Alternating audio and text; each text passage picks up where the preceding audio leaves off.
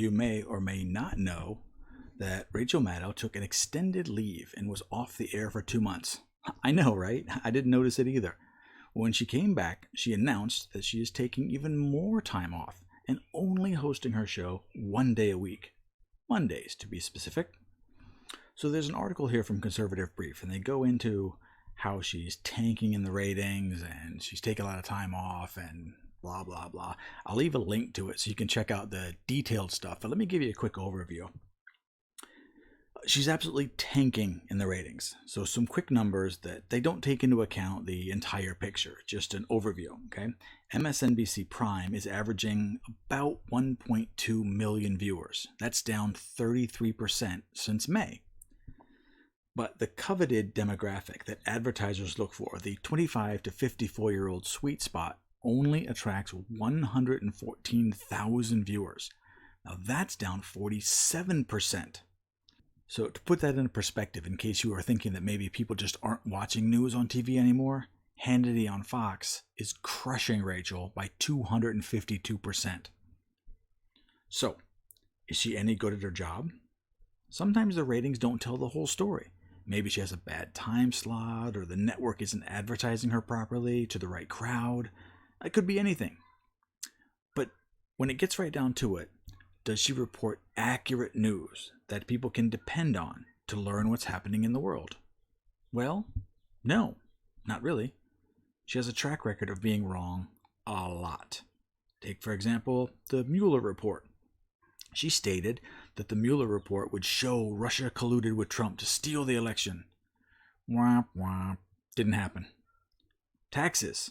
Remember, she got the secret bombshell tax Trump leak from 2005. And it would prove how dishonest and criminal he was. Well, it actually showed a tiny bit of data from several years ago, and it also showed that he gives more money to charity than every other politician. Womp womp. All right, the night of the election in 2016. Do you remember when she was crying about how this couldn't be happening? What's happening to the country? And then for weeks and weeks after that, she was talking about how Hillary won the popular vote and the election was hers and then wrongfully given to Trump because he won the popular vote, and that was unfair and possibly illegal, and was referencing articles way back from Rutherford Hayes and some other racist stuff. If you ever get a chance to watch that video, that's a treat. And do you remember when she had a mental breakdown and started actually crying when she tried to read a report of how Trump was separating kids from their parents at border camps? Well, this was Obama's policy, and he was following the laws because children cannot be held in jail with adults. Okay, if you rob a liquor store with your child, you don't get to keep the child with you in jail because you broke the law. But she was all teary-eyed about it for some reason. Now, January 6th, the worst insurrection of all time, hundreds killed, injured, very little property damage, far less than any BLM riot. Capitol Police let them in. The only death was Ashley Babbitt, killed by a police officer on duty in cold blood. No Capitol Police died that day or even days later from the event. Sicknick did not die from any activities on January 6th.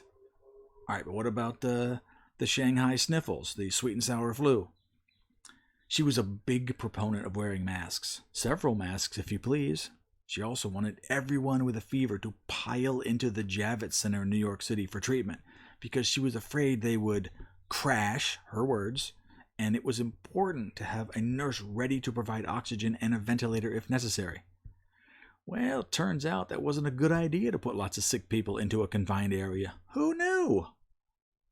All right, don't even get me started on her Fauci-ouchie mandate. I'd be willing to bet she is fully shot up and boosted multiple times. We will see soon enough if that was a well-informed decision or not. She fully supported hands up, don't shoot. She spread misinformation about the Covington kids and Nathan Phillips. George Floyd. She called him a 6'6" human umbrella that was everybody's shelter, not the violent criminal with a rap sheet as long as my arm involving drugs, theft, kidnapping, assault. She believes Jussie Smollett and being mugged by white supremacists in MAGA country. So what I'm basically saying is that she has a history of being wrong a lot. And yet, she still gets $30 million per year.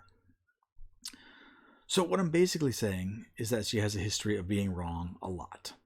So some quick dirty math. She gets paid $30 million a year and does a show once per week. That's 52 shows. So she gets paid $576,923 per episode. Roughly $500,000 for a 1-hour show. Must be nice.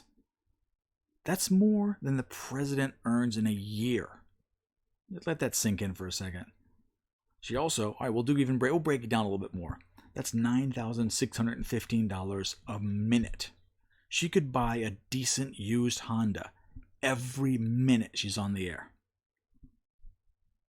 So, if she isn't good at telling bad information from good information, and she certainly isn't good at drawing viewers because her ratings are horrible, then why is she there? And why is someone paying that much money for this service? It just doesn't make any sense. What does she have to do to get $30 million? It can't be just reading the news 1 hour per week. Now, I have a theory, and let me be straight. There is no way I can prove this, so treat it as wild speculation. But what if she is just there to spout propaganda, and she is the only person who is either so gullible that she believes this, or so heartless that she can read all of these lies with a straight face? Either way, it's barely news, and almost certainly anti-American propaganda. We may never know. However, I don't trust her. Now, if you want a good source of info, turn off your TV. YouTube content creators are doing a much better job of digging into stories and getting to the truth. Plus, they can put out a video several times per day, so the info is usually more current. You also get the option to chat with them during live streams. You can't interrupt Rachel Maddow or Hannity to ask them a question or point out when they're clearly wrong. So I won't tell you who to watch, but a good variety will probably serve you well. Right now, for example, Tim Pool is doing a good job. He probably gets more viewers than CNN or MSNBC anyway. There's a few others that are doing good work, and you might want to consider adding them to your watch list. Like Steven Crowder, Styx Hexenhammer, Jimmy Dore, Aviva Fry, Mr. Reagan, Liberal Hive Mind. And on a personal note, Liberal Hive Mind, big ups to you, man. You put out so many goddamn videos, and to be perfectly honest, I'm very jealous. You do great work. Everyone on that list does great work, but I watch Hive Mind every day. And me, actually. I'm bringing a pretty good balance of underreported news that keeps you entertained, and I hope to keep doing that for a long time. So, as I was looking for an ending to this story, some way to make it make sense, something happened. She was fired. Replaced at MSNBC. And I was a little bummed because I went through all this work to gather this information, and no one is going to care about a bad journalist on TV that gets fired because she was bad. But then I saw who she was replaced with. Alex Wagner, who was also canceled on MSNBC a little while ago. They are replacing Maddow, a failure, with Wagner, also a failure. So both are bad at their jobs. Are they just getting a discount on a fake news reader? It certainly can't be because she has slightly darker skin tone. They would never do something like that as an entry into the woke Olympics, would they? At this point, it doesn't really matter. MSNBC is getting their clocks cleaned by Fox on cable. But both of them are getting crushed by YouTube. So keep real, diversified voices alive. And spread around a few likes and subscriptions to your favorite content providers. I'll make it easy to start. You see that little green logo on the bottom right? Give it a click. It'll make you feel good.